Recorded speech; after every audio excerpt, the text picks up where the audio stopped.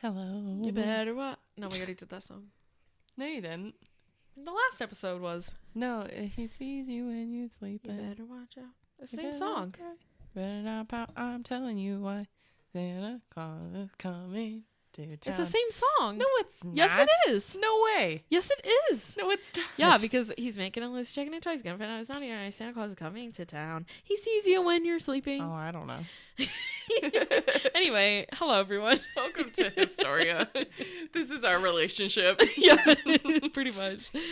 We've known each other for over 20 years. Yeah, It's this is what happens. We entertain each other, and everyone else is just like, "What is going on?" So, but oh god, I'm this Jamie. is yeah. I'm Kylie. This is Historia, where we make history fun. Exactly. I am not here to teach you all the dates and stuff that you have to remember. We're not going to give you a quiz. No quiz.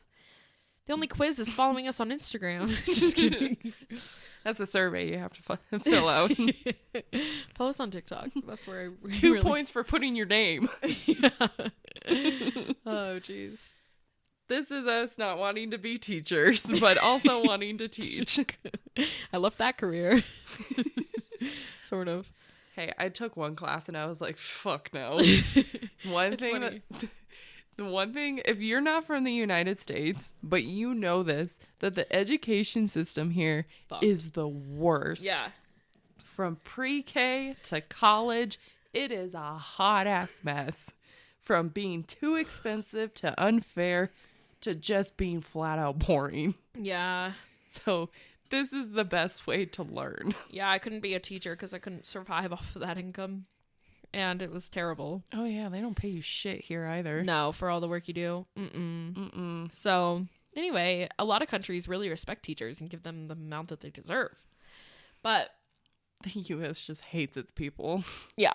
It's funny because I always tell people, like, I love teaching. They're like, what do you do now? I'm like, teach online. Like, you're still teaching. I'm like, but I make my own hours. It's different in pay. So, anyway.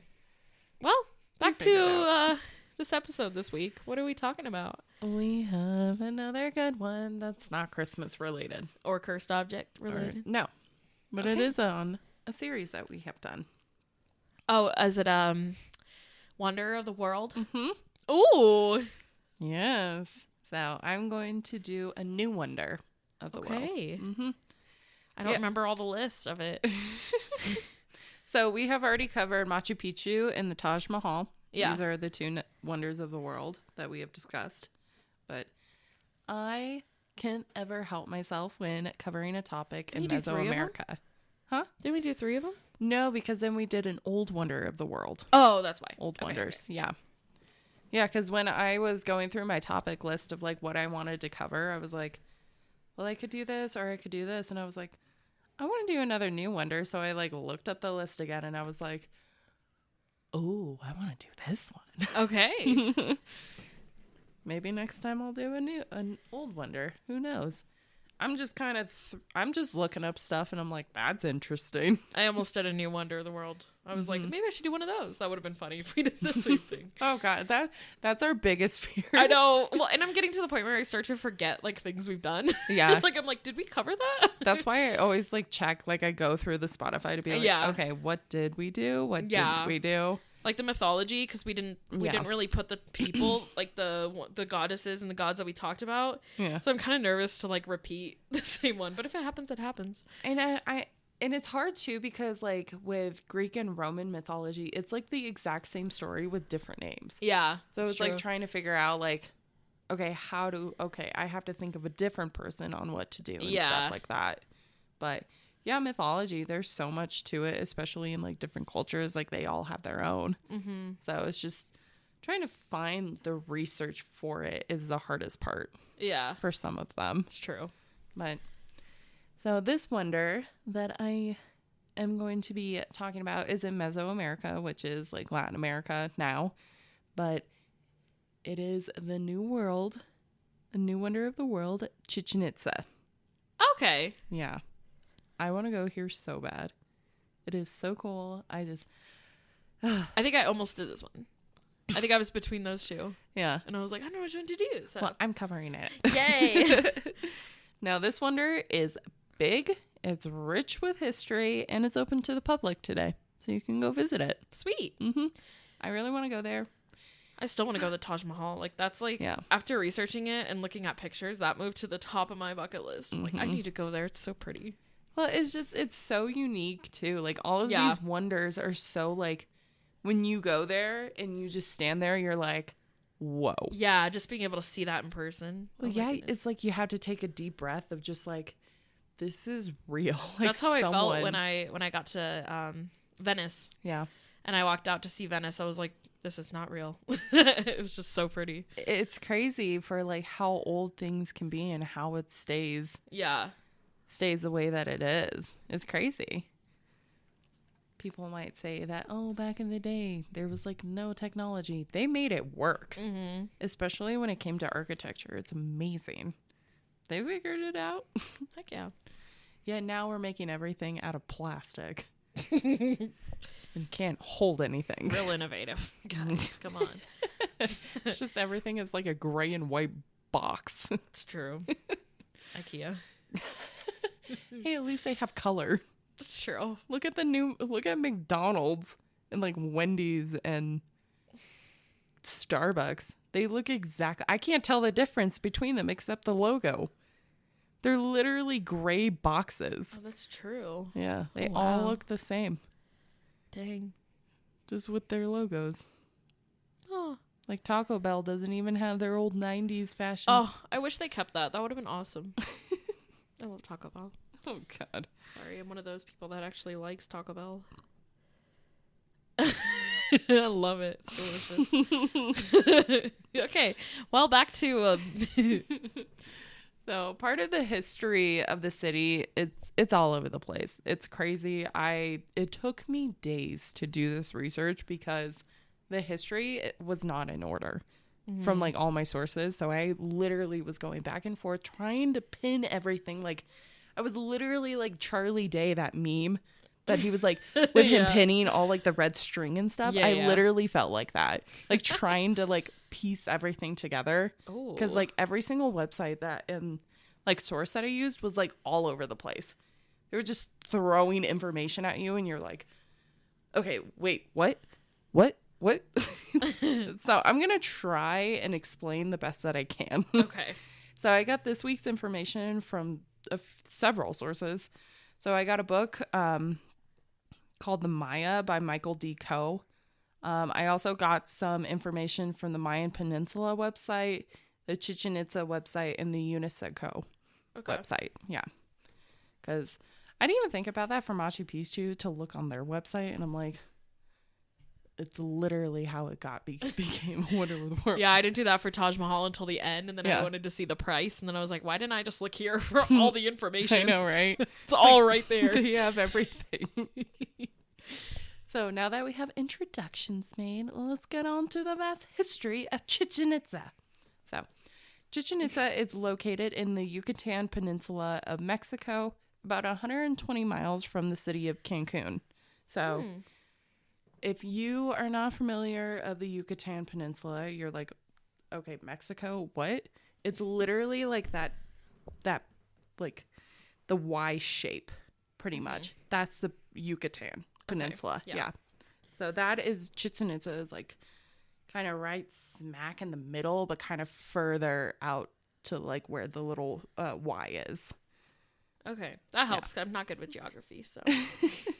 So it's pretty close to the Gulf. Like it doesn't take very long. Like because I want to go to Cozumel with my family for like my mom's 60th or something. I'm trying to convince her. Yeah. Or do like a family trip there.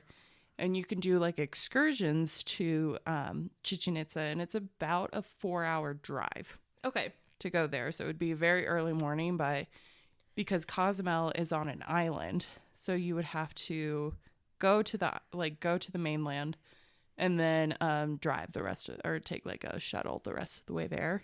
Okay. But I'm like, it's worth it. I don't care. Oh yeah. it's a wonder of the world. Like, I want to go there. Mm-hmm. So, in this region of Mexico during pre-colonization, the group of the people that would reign the land would be the Maya civilization. Oh. You have the Aztecs, you have the Mayans, you have several others, and because we talked about the Incas last time.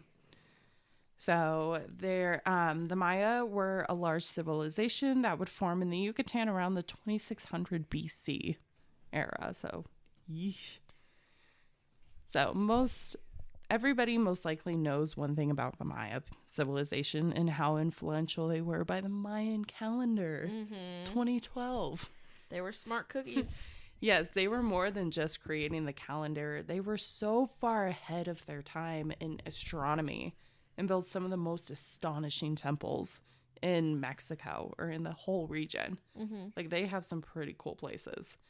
Let's not also miss that they were great at farming and created routes to different cities to build trade. They literally created roads to get to other cities. Like, Icons. Literally, it was crazy how far ahead of time they are. And then you have the freaking Spanish come in being like, these savages. How could they? How are they? They don't have a sword. It's just like, no, but they had brains. Yeah, they did in their own way. They literally understood astronomy and stuff in their own way, that they figured out like how to farm at certain times of year. Yeah. How they knew like a solar eclipse was going to come, or like a solstice or something. Like, they knew this time frame. They had it planned out.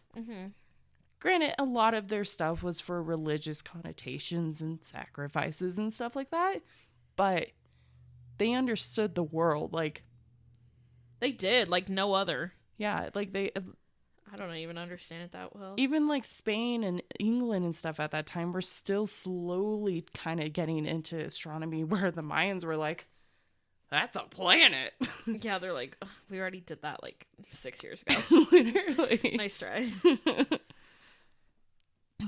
So one of the great cities that has an impact with training and beautiful architecture that has lived on today is none other than our topic of the day.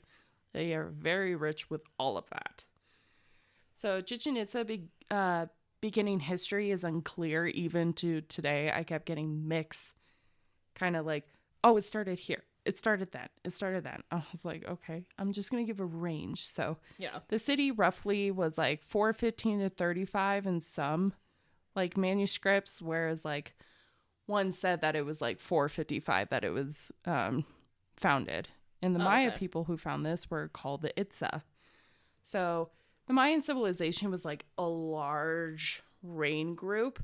Yeah. But it's kind of like how we are Americans, but we're also like Coloradans. Okay. So it's like a community within a community. Yeah. Kind of like that. So the people were the Itzas that wandered into this. So this city was created in the location that it stands now because of two cenotes that are in the area that they held very sacred. Its name, Chichen Itza, means at the edge of the well of the Itzas, or the mouth of the well of the Itzas. Now, if you don't know what like a cenote is, it's like a giant, it's like a pond. God. Like a lake? Or It's kind of like a hole in the earth that has water, but it's like not completely filled. Okay. Like, let me just show you a picture. Can you add a picture to like when you do this? I'll put a picture of it. Yeah, because like this is probably the one why they chose it and why it's so significant. Like, this cenote is like so important to them. So yeah. So it's like a... Okay. Yeah, so that's cool. It's kind of like a pond. Yeah, that's... But it's like in the earth. That's the best way to describe it. Yeah, I don't... It's a cenote. I hope I'm pronouncing that right. I think I am. So this became very sacred to them. So it means at the edge of the well of the Itzas, or the mouth of the well of the Itzas. So it's like a well, I guess. Okay. So in the early years of Chichen Itza, the city started off as small, and they would first create the buildings that are still there today. Like pretty much everything is still there that they built, which is amazing because you don't see that a lot. No. So these buildings included what they called the nunnery, the church, the red house, the temple of the panels, and the temple of the deer. The time frame that Chichen Itza would flourish was during what they called the post-classic period. So when the Itza people would first build it, it was the late classic period, and they established their buildings and kept on the smaller side for years. Mm-hmm. So they were not really looking, they were kind of just hanging out, just building, worshiping, doing what they do best. So if you look on a map of Chichen Itza today, you will see all of the buildings I listed before are there at the southern sector of the city because that's where they first started. Mm-hmm. But over the years, it would only grow. So on this plot that Chichen Itza is, there are two cenotes. So you have one where that's like you have the southern sector of the city where all of the older buildings were built. Mm-hmm. And then like slightly north of that, there's a cenote there that they would do some sacrificing. And then you have the central kind of area that would be the new wave of architecture that would be introduced. And north of that, like further north of that, that's where the sacred cenote, where they did a lot of like religious ceremonies and stuff there. Yeah. So there's two of them there. So they're like, this is the perfect place to have our city because they have both of these because they hold such religious meanings because they would do sacrifices in them to please the gods, to give them better crops because they're farmers and to just make sure that they stay healthy, safe, but etc. Yeah. But of course, like there's other things that can go wrong. Exactly.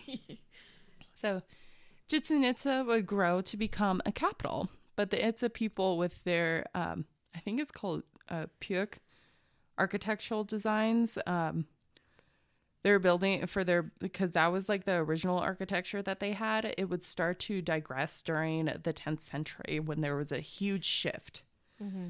So it was right around the 10th century that we started to see a change in structure of Chichen Itza. It's amazing what archaeologists can do or like to figure out, like just scratchings on stuff. They're like, oh, that's old.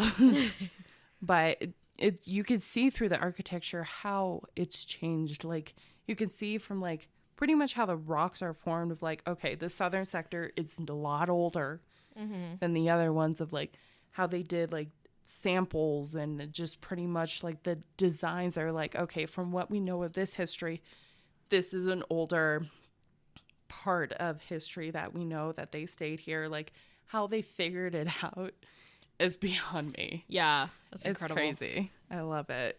So behind the change of the architecture of Chichen Itza, it has its myth that we are still trying to understand. I tried to do as much research as I can about this next part, and there's still a lot more to it that I might just cover this group of people in the future because it's crazy. So from the reliefs on the walls, the hieroglyphs, and the architecture itself, archaeologists noticed that the style of building started to reflect that of the Toltec people.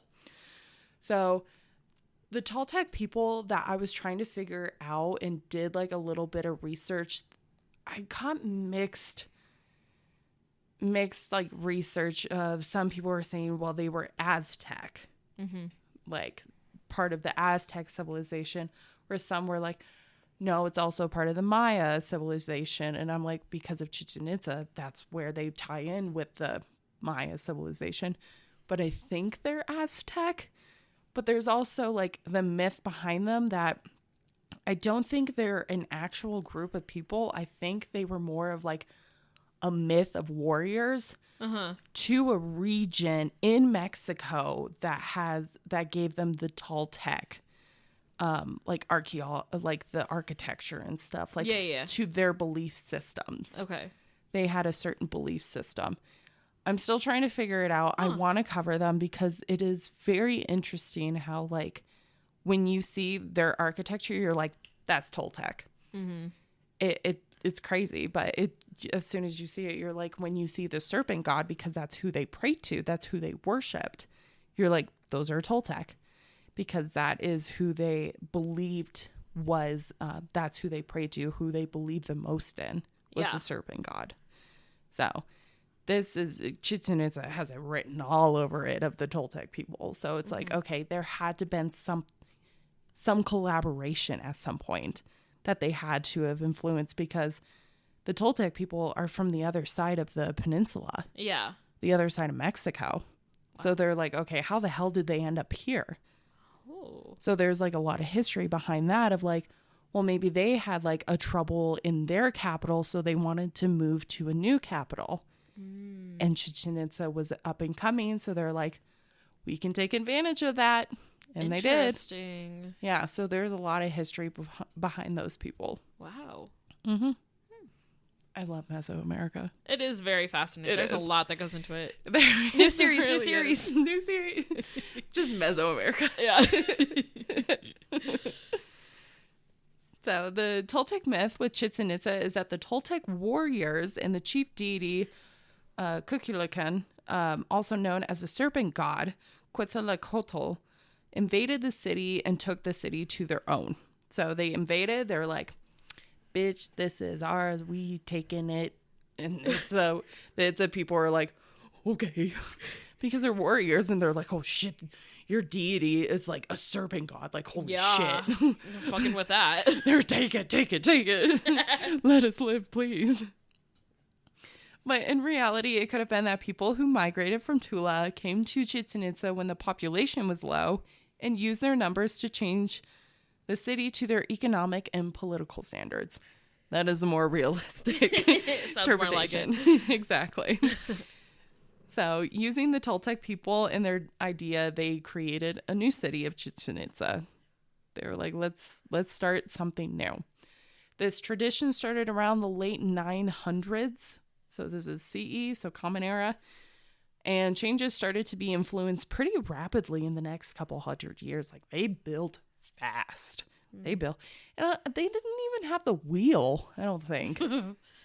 Yeah, no. They had a lot of slaves and pulley systems. That's what they did. No wheel yet. They could have. I have no idea. They might have at that point. I'm sure they did. I don't know. I don't know when the wheel was invented. I don't know. With such high fluence from the Toltec people, we started to see this, its influence in older buildings in the south and the added crest of the serpent god Quetzalcoatl. So even in like the super old buildings like the nunnery, the Temple of the Deer and stuff like that, like you can tell by like that they added stuff to it. Mm-hmm. So when they invaded, they're like, this doesn't fit our standard. Put a snake on there. This is owned by the Toltecs now. And they're like, okay, I'm sorry. Now, the names, the nunneries and stuff were not given by these people. It's what the Spanish called them. So, of course. Are we surprised? Yes. So, over a period of time, Chichen Itza would grow north towards the other cenote in the area. This is where we get the most popular buildings that have been made on Chichen Itza and became the new wonder of the world.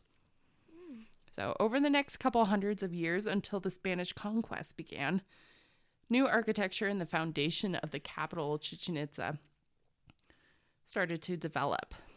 The first we are going to be talking about is the Maya Toltec area of Chichen Itza, and it is called the Caracol, but also known as the Observatory. So this is our first building. Okay. So this was built around the 800s. So the observatory was built before the Toltec imprint on the site. Yeah. But when those elements like came in, it also became a temple to Kukulkan, aka the serpent god. Now I say it was like Quetzalcoatl, but the Maya called their serpent god Kukulkan. Okay. So it's like there's multiple names for him. But when when the warriors like came in and Kukulkan, they're like, as being in Maya civilization, they're like, oh my God. And they're just like, we're Quetzalcoatl. And they're like, who? But they have their own name for it. Like all of them do. Like they have their own language too. Yeah. Like even though they lived in the same vicinity, like they didn't speak the same language as each other. I feel like they, like Spanish were like, okay, you're all savages. Like, can't you talk to each other? And they're like, no. Never. It's not how this works, bud. I'm not talking to this guy. Hate him. Hate him. Can't understand him. Hate him. Don't want to be him because I don't understand him. So the observatory, of course, was used for the benefit of their knowledge of astronomy because it's an observatory. Yeah. They focused a lot on the planet of Venus. Ooh. Yeah, because I think that was like, because Venus, they always say that it shines like really bright. Yeah. In the sky, like certain times a year. So they probably saw that and was like, this is important. Yeah. So they focused a lot, like where it was like positioned and stuff. You could really see like Venus. Like it's crazy how specific they get of location and how like their architecture is amazing because like certain times of the day or certain times of the year, like the sun will position itself. So like light will come through and like sometimes it will do like a whole like clock design of giving like time. How they figured this shit out took so much time and effort. I don't know how they did it. It's amazing. That is so cool. Even like the temple itself, I didn't really explain it when I'll get to like the actual pyramid, like the big center pyramid. They have at like the top of it, there's like it's like a cross design that they have that gives off like certain types of light during the day that it has like a significance that it makes like an S shape to reflect a serpent. Oh my God. It's amazing how they do this kind of stuff. That is, wow. It takes so much time and planning, and if you fuck it up, then you're like, oh man, I'm gonna lose my head. Yeah. Literally. But it's crazy how perfect they made everything. It just makes me think of like, how much time and effort did this take? Yeah. A lot. Oh yeah. So smart in their own way. So at the top, there is a tower of the observatory that has no windows but a single door. So this building is massive. So it's like, it stands at 10 meters tall. I didn't do like, I guess, American versions of it. I didn't even care for that. But figure it out. Yeah. So it is 2 stories tall with a lot of little steps. So it's like its own like really wide and tall pyramid in a sense. And then it has like a tower, like a small, like a really big like dome tower with just a single door. Yeah. It has no windows. It's just a door. Wow. And inside, when you go inside it, the shape is kind of like a conch shell type thing. And it's all related to the serpent god. Oh. Yeah, like everything that they do and what they believed in, they put into their buildings, into their architecture. Wow. And so just the shape of it. And I believe in this one, I think it's this building, like the outside of it. It has like a turning, like some of the steps or like how they, like some of the steps or whatnot, like it's like jagged. So it looks like a snake, like it's turning. It's crazy. Dang. So the next building is one that is the face of Chichen Itza. And that is the pyramid of Kukulkan, also known as the Castillo. Now, this pyramid is in the center of the city. And when you look up Chichen Itza, you're going to see this pyramid. That is like the face of it. It's what it's known for. But this pyramid was built pretty soon after the introduction of the Toltec architecture in 1000 CE. This pyramid stands at 24 meters high. This thing is huge. Wow. It's 58 meters in width and has a total of 9 levels. Dang. Each side has stairs leading up to the top. So like little individual stairs that lead to the top, and it gives the pyramid like a square shape because each face has like a whole set of stairs. At the summit of the pyramid, there are 2 chambers that along the outside walls are reliefs. So if you don't know what a relief is, it's pretty much like engravings that like you see these all the time in Egypt. Yeah. Like with hieroglyphs or stuff like that. That's what a relief is. Okay. So outside these walls of the chambers, there are reliefs of jaguars, which are also common in Toltec architecture. Jaguars, serpents, because they're very like aloof, mischievous, kind of curious. Like they're deadly too. Yeah. So each staircase has 91 steps except the north that has 92. There's some significance and I can't remember what it was. But there are also large serpent heads made of stone on the north end of the pyramid to represent Kukulkan. So, again, serpents, very big. Now, the purpose of the pyramid is what most pyramids during this time were used for: religious connotations. There would be religious ceremonies held at the pyramid, and even human sacrifices for also religious reasons. But I'll explain that later. Yeah. Because it's definitely more than just like, oh, they wanted to kill someone at the top of the pyramid. Right. It's more that goes into that. Yeah. So they would take sacrifices to the northern cenote as well. A unique feature about the pyramid is that it also has another pyramid inside it with a single staircase, and it is believed that the use of it was for the royal burial of the great Toltec king who invaded with his warriors. So I was like, what the fuck? You cannot see the second pyramid at first sight, but over the years of digging and using 3D technology, they picked up on a sensor of there being something underneath the main pyramid. It's crazy how far technology has come. That is. Over time, with the advancement of technology, they have created a virtual visual of the smaller pyramid built within. It's amazing how far the archaeology. Oh my God, that is hard. Archaeology industry has come. It's just even watching like TV shows like Expedition Unknown, what they use to like check to see if there's anything underneath the ground. Yeah, that's wild. Yeah, it's I can't even tell what's above the ground at the time. Well, yeah, because I was watching one, and I think it was on Maya. They were trying to find ancient ruin, and they literally were in a helicopter with like a sensor attached to the leg of it, and they would just go around the rainforest, and it would like sense everything and get rid of like all of the tree brush and pick up if anything else was in that area. And they actually found something. It was amazing. I was like, it's crazy how far, like now they don't have to just wander the rainforest and potentially die looking for something. Yeah. And they can just fly over it. Wow. Yeah. That's cool. That's how far they come. So the next major building here is the Temple of the Warriors. So it was built in the early post-classic period. This particular building resembles a lot of another pyramid in the Toltec region in the city of Tula, as I mentioned previous. And it's called the Toltec Pyramid B.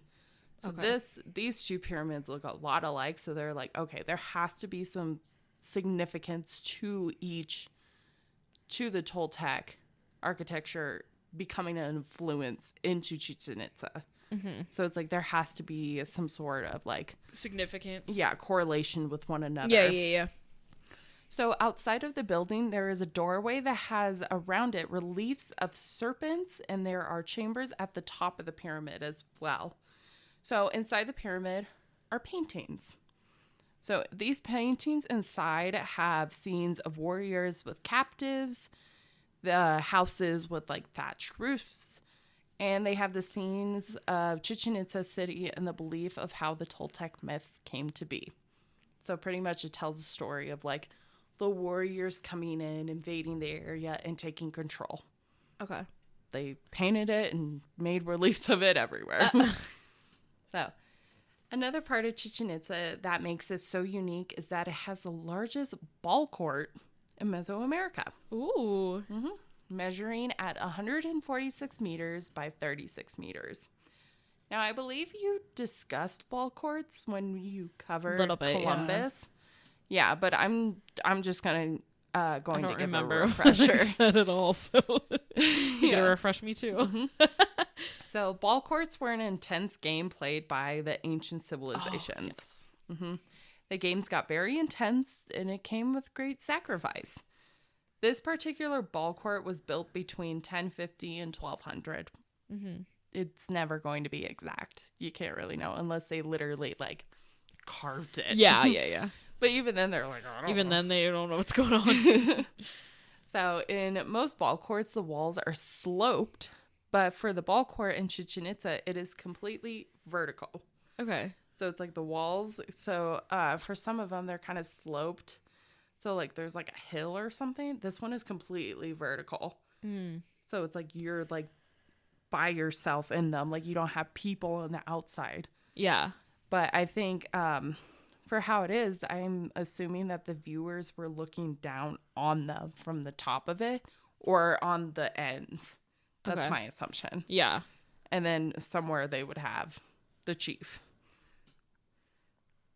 So along these vertical walls, there is the hoop that sticks out. This is where they would shoot the ball through, which these stand pretty tall.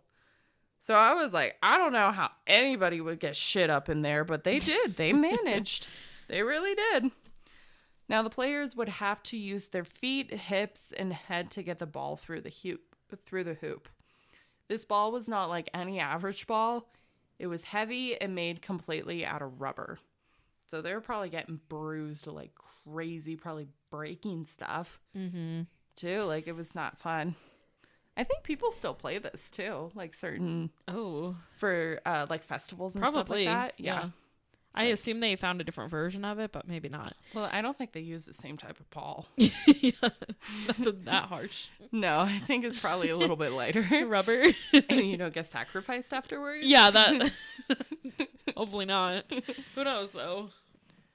So on the sides of the hoops at this ball court, there are carvings of snakes, and along the walls there are also reliefs. These reliefs have depictions of the ritualistic importance of the games provided and the sacrifices that would be performed after the game. So there would be decapitations depicted. So I'm I have to go there and see that. For sure. Again, with these games, sometimes the winner would be decapitated or sacrificed. Others, the losers, would be sacrificed, decapitated. You never knew if you were playing for your life. It's kind of whatever the chief was wanting at that point. But nonetheless, the game was very popular around Mesoamerica, and Chichen Itza just so happened to have the largest one. They didn't just sacrifice to sacrifice. It had religious connotations behind it. It's not good, but they had their reason of it's going to keep our city well and nourished, and not to have war become in the city. It was for their own good. Yeah. So another monument that Chichen Itza that has given us clues that ritualistic sacrifice was from a it's a structure monument. It's called Zompantili. This was multiple platforms that had the form of a skull rack that they would use from the ball courts or from prisoner of wars and stuff. They would literally, it was a platform of racks that they would put skulls on. Oh, cool. So it would be this is who we sacrificed for our community or for our gods. That was their reason for it. It could have been that they put heads on there. It could have just been heads and not skulls. It could have turned into skulls from heads. I don't know. But possibilities are endless. Yeah. But on the platform, there would be a relief reliefs of eagles eating hearts and also jaguars eating human hearts. So it was just like, we're badass too. Now, one of the most important to the people of Chichen Itza are the cenotes. One that was used for ceremonial rituals and sacrifices, not only just human, is the sacred cenote north of the city. So it's the far north end. It's past a walkway from the center of the city. So it's like, it kind of just like, you're in the dense forest walking on a pathway and then boom, the cenote just appears and you're like, holy shit. Spooky. Yeah. From the Itza people who found the area to them, to the rest of the people who built the city, no matter what, the sacred cenote held great importance. So even to the Toltec people that like came in and like the new wave, cenote meant everything. They're like, this is how we're going to please the gods, is to give them the sacrifice, because that was like the transition that like throwing stuff in the cenote would give it then to the gods. Yeah. So in the excavation, they actually did an excavation of the cenote to know like, okay, what is actually in here? Where are there actual, because the question at the time was, were there actual human sacrifices being performed here? So they got permission and they started doing like underwater excavations and gathering like what was at the bottom. Yeah. So they found artifacts such as like jade, gold, ceramics, jewelry, just like stuff that people would like throw in, but they would also throw in as part of like the sacrifice of like, we are also giving like our creations to you. Pretty much. Like there was always sacred meaning behind it. Yeah. But they also found human skeletons at the bottom. Mm-hmm. This proves that human sacrifices were taken to the cenote as a ritualistic sacrifice, but it does not mean that they just threw them in there. Like they didn't just gather a bunch of people in the circle, just threw them in. They gathered people around the Castillo and killed them, then threw them in.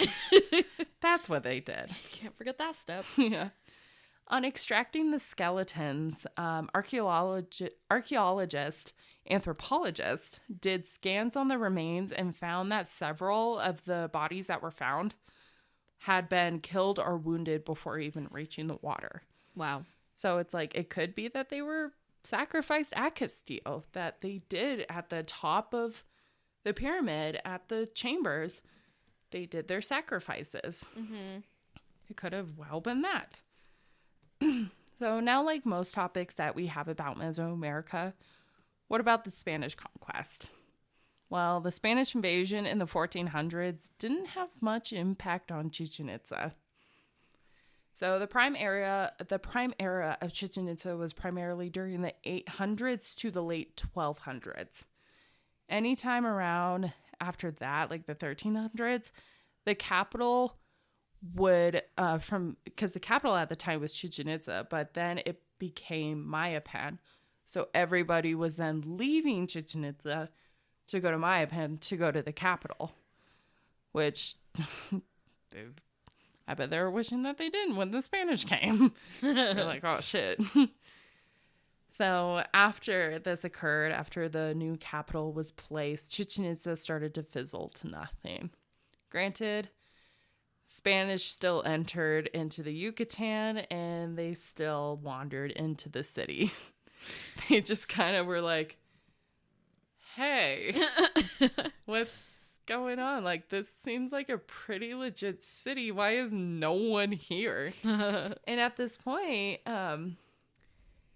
Chichen Itza was nothing more than just like farmland. Yeah. So they're like, hello? You're it was like cattle farming at that point. Oh my god. And so they're like, can I have your cow?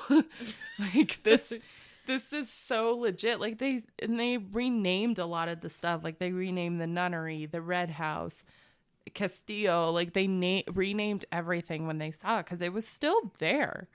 Like everything was still there. It was just like no one there. Yeah. They're like, we're overthrowing you?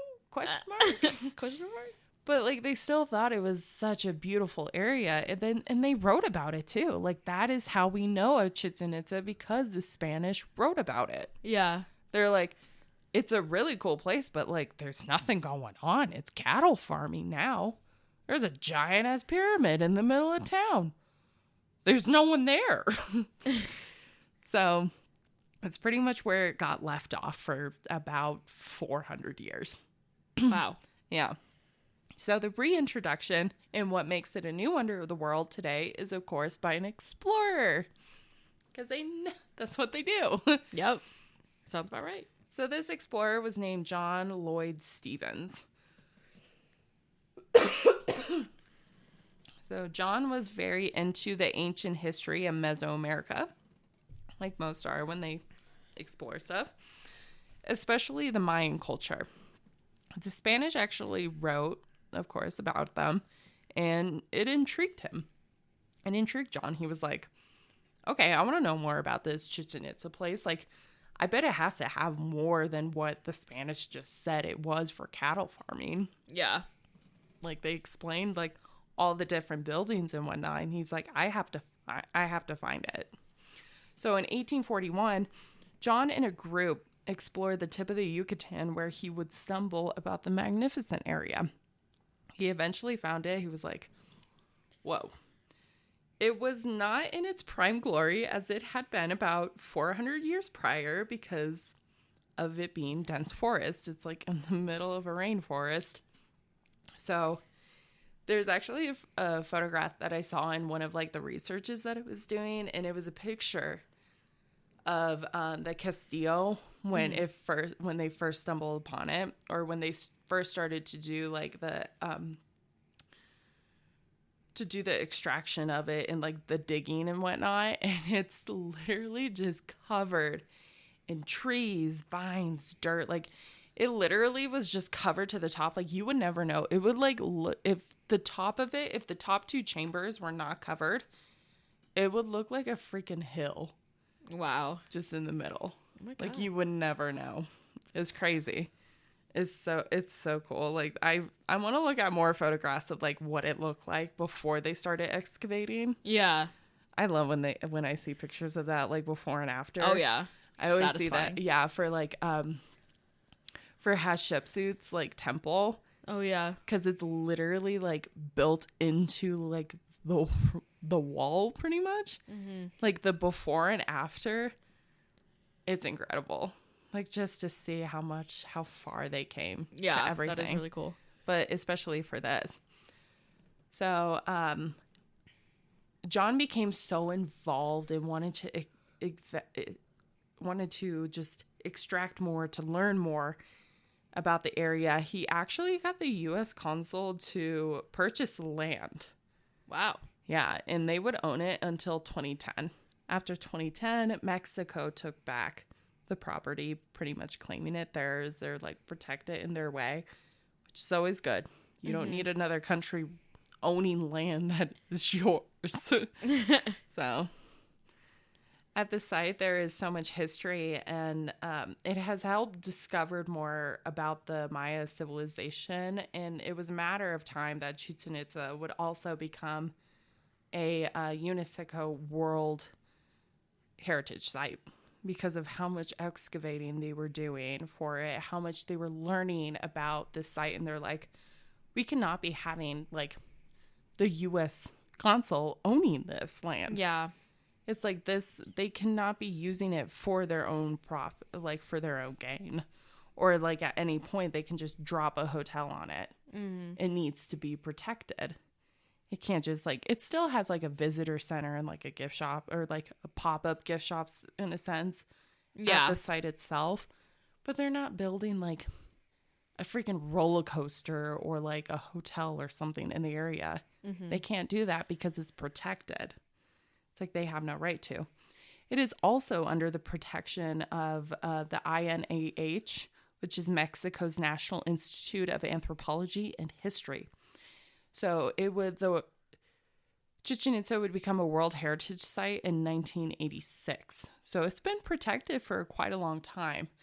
And I believe it was like around 2006, 2007 that it would become a new wonder of the world. Because they're like, this place is freaking awesome. So with this protection, they are able to close off sections of the site to prevent people from climbing on many of the monuments, as it can cause deterioration. So some may think it's unfair, but some do not realize how old these artifacts are, how old this architecture is. Yeah, you can't just ruin it. Yes, it's large pieces of art, and you gotta respect them. Oh, for sure. Plus, on peak season, there can be an estimate of 8,000 people per day. Wow. So if you're having 8,000 people walking up on the pyramid and stuff, something's going to happen. Yeah. It used to be able, I was actually reading a story of this woman. It used to be able that they could walk to the top of the Castillo and they could see like all the reliefs on the chambers and stuff. But this older lady, she was like in her 80s or something. She was climbing it and she fell and died. And I was like, that's your own fucking fault. You're super, sorry, you're old.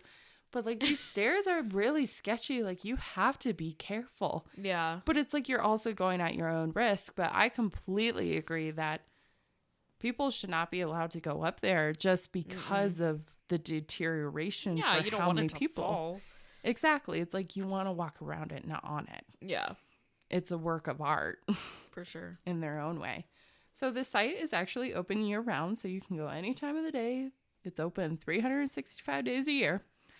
And it is one of the most popular archaeological sites in Mexico's like sites in the area, like out of all of like the temples and stuff like that. Chichen Itza is one of the most popular. So this popularity and wonder of the city has granted it a new wonder of the world, as anyone who visits it is astounded by its beauty and rich history. Wow.